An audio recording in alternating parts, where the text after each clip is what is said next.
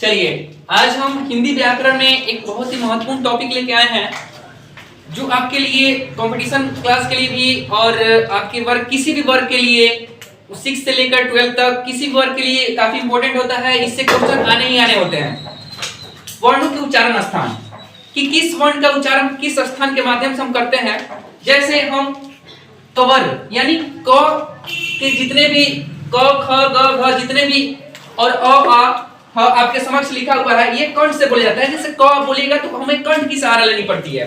वही चवर च वर्ग में जितने आते हैं उसके बाद य स छोटी बड़ी ये तालव्य यानी तालु के माध्यम से बोला जाता है। जिसको हम लोग जीवा का ऊपरी हिस्सा बोलते हैं उसको तालव्य बोलते हैं।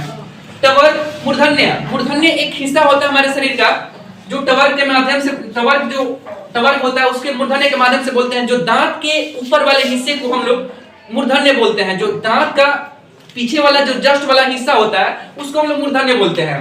तवर्ग का उच्चारण स्थान जो होता है दंत होता है यानी बिना दांत के सहारे हम तवर्ग उच्चारण नहीं कर सकते हैं। जैसे तथ ददा हम नहीं बोल सकते हैं। दांत जिसका होगा वही तथ ददा का उच्चारण अच्छे से कर सकता है। उसके बाद हम आते हैं पवर्ग में यानी प का उच्चारण करने के लिए हमें ओष्ठ का सहारा लेना पड़ता है यानी होठों का सहारा लेना पड़ता है। जब भी हम प का उच्चारण करेंगे दोनों ओष्ठ आपस में टकराएंगे तभी हम प फ ब फ बोल सकते हैं। यहाँ तक छोटा उ बड़ा उ बोल सकते हैं। यानी उसके बाद से सुक्ताक्षर कुछ होते हैं जो मतलब दो चीजों से मिलकर के उसका उच्चारण स्थान होता है। जैसे छोट ए यानी इसका कंठ और तालु दोनों का सहारा लेना पड़ता है तभी हम ए और ए का उच्चारण कर सकते हैं। उसके बाद कंठोज यानी ओ और औ यानी कंठ और ओष्ठ का सहारा लेंगे तभी ओ और औ का उच्चारण कर सकते हैं।